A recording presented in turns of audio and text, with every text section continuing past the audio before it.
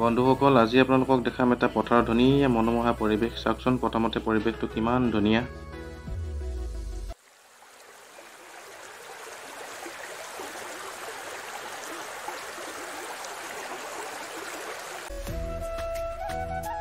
এওঁলোক কেইজন আকৌ বিলৰ পাৰত বহি পুৰা কথা পতাত ব্যস্ত।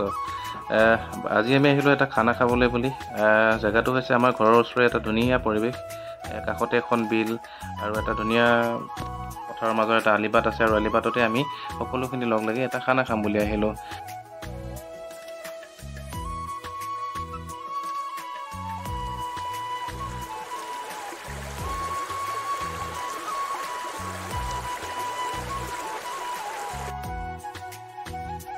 এইজনে আকৌ ৰঙা টি চাৰ্ট পিন্ধি মাছো ৰঙাকে ভাজি দিছে। বাপেকে খাবা আৰু আজি।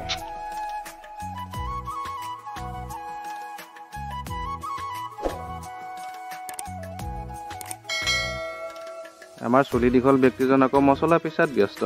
সঁচাকে দেই, আজি কিন্তু চবেই হাতে কামে লাগি গৈছে। খানাটো কিন্তু খাবলৈ বৰ মজা হ'ব।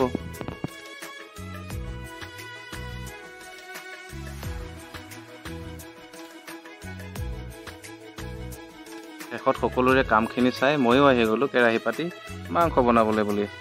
এতিয়া কেৰাহীত পিঁয়াজ চিয়াজ দি লৈ আৰম্ভ কৰিছোঁ মাংস ভাজিবলৈ। আপোনালোকে কণ্টিনিউ চাই থাকক আমাৰ এই ভিডিঅ'টো। যদি ভাল পায় এটা লাইক কৰিব, আৰু পাৰিলে 2-3টা ধুনীয়া কমেণ্ট কৰিব, আৰু ভিডিঅ'টো ধুনীয়াকৈ শ্বেয়াৰ কৰি দিব। এইখিনি আৰু কণ্টিনিউ চাই থাকক ৰাইজ।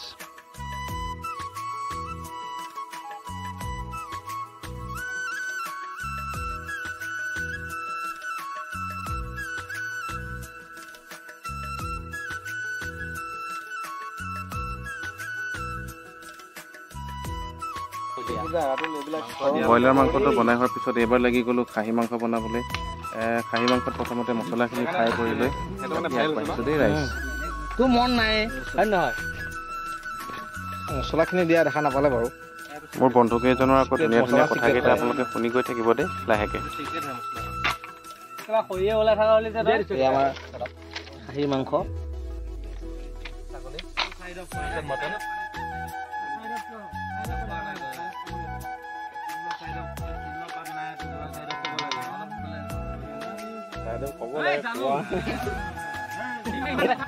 বাকীকেইজন আকৌ পুৰা কিন্তু খেলাত ব্যস্ত দেই।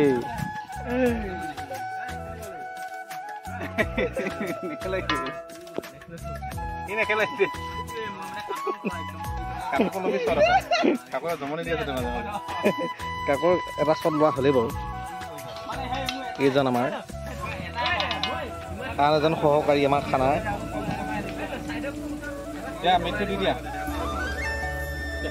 এতিয়া আমাৰ মাংস কেৰাহীত দিবলৈ ওলাইছোঁ।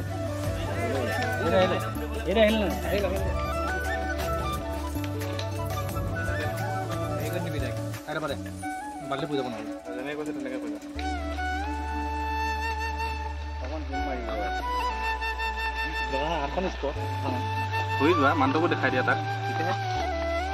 এই দুইজন আমাৰ ইয়াত তৰকাৰী আঁৰৰ ব্যক্তি দুজন। এই কিয়নো অসমত কৈছা নিশ্চয় কৈ দিয়া।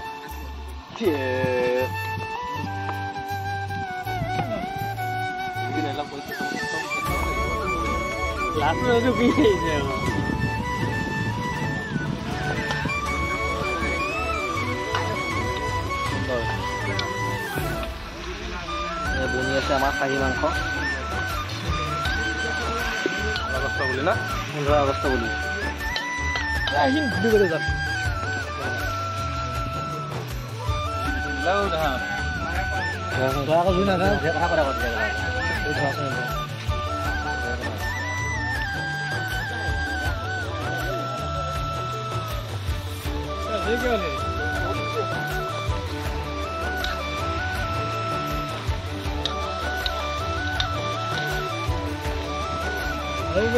দেখিছে নহয় সময় দি দে আলু দি দে। আলু কালাৰ দুটা হৈ আছে দেই। এটা অলপ য়েল্ল' টাইপ, এটা অলপ হোৱাইট টাইপ। এইটো নিজে অকণমান হোৱাইটটো নিবিছে।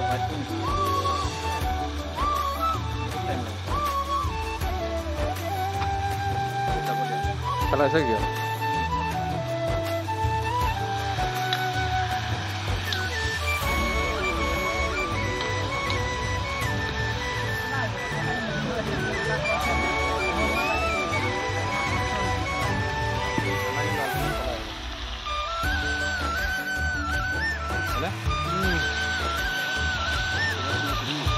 বন্ধুসকল আজিলৈ ইমানেই, আশা কৰোঁ আগলৈ ঠিক এনেদৰে লগ পাম। আকৌ আপোনালোকে ভিডিঅ'বোৰ চাই ভাল পাইছে, যদিহে ভাল পাইছে তেনেহ'লে প্লিজ চেনেলটো ছাবস্ক্ৰাইব কৰি দিব আৰু এটা ধুনীয়া কমেণ্ট কৰি যাব। ধন্যবাদ। জয় অসম।